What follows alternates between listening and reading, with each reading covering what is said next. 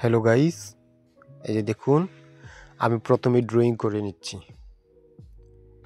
তো আপনারা আমার মতো করে আপনারাও ড্রয়িং করে নিন। তো আমি অবশ্যই আপনাদেরকে ড্রয়িংটা দেখাচ্ছি, আপনারা ড্রয়িং করে শিখুন আগে।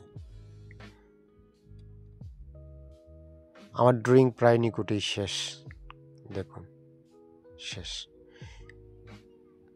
এবার এটাকে আমি সেই হাতের ছুরি দিয়ে আমি কাটিং করে বের করে নিচ্ছি।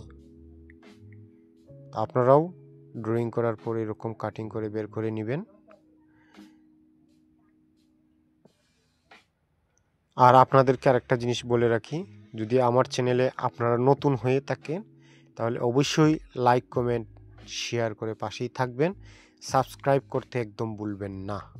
আপনাদের কাছে আবারও বলছি, নতুন কোনো ভিডিও পেতে চাইলে অবশ্যই সাবস্ক্রাইব করে বেল আইকনটি বাজিয়ে রাখুন সবার আগে ভিডিওটি পেতে। তো গাইস, আমি প্রায় কাটিং করে শেষ করে ফেলেছি। এখন এটাকে আমি কাটিং করার পর বের করে নিচ্ছি। হ্যাঁ, দেখুন বের করার পর এটা কীরকম লাগছে, ঠিক এরকমই আপনারাও এরকম চেষ্টা করে বের করে নেবেন। তো গাইস, এখন আমি এই ভিডিওটাকে 3D ডিজাইন করে নিচ্ছি। এটাকে ডায়মন্ড কাটিং বলে। আপনারা আমাকে ফলো করুন, লাইক করুন, শেয়ার করুন এবং বেশি বেশি করে কমেন্টস করুন, সাবস্ক্রাইব করে পাশেই থাকুন। আমি যে এখন 3D কাটিংটা করে নিচ্ছি, এটাকে বলে ডায়মন্ড 3D কাটিং। যদি আপনারা আমাকে ফলো করুন তাহলে ডায়মন্ড 3D কাটিং আমাকে ফলো করে ঠিক আমি যেভাবে কাটিং করে নিচ্ছি এভাবে কাটিং করে নিন। এই যে হাত দিয়ে একটা চাপ দিয়ে ধরতে হবে, এই যে দেখুন। এরপর ওইটাকে কাটিং করে ফেলে দিবেন। তো এটা হচ্ছে ডুমুর, সেই শিবের ত্রিশূলের ডুমুর তো অবশ্যই আপনারা দেখেছেন। এর জন্য ডুমুরও থাকতে হয়, না থাকলে শিবের ত্রিশূলটার পূর্ণাঙ্গ রূপ ফুটে ওঠে না। এর জন্য ডুমুরটাও দিয়ে দিচ্ছি।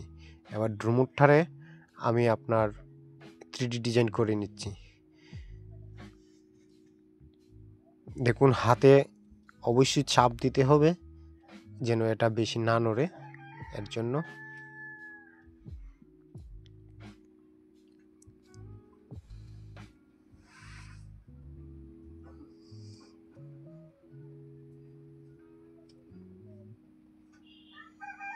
গাইস, প্রায় ডুমুরটা কাটিং করলেই আমার 3D কাটিং শেষ হয়ে যাবে।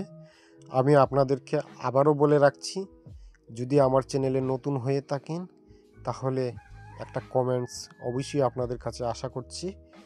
আর সাবস্ক্রাইব করে আমার পাশেই থাকবেন।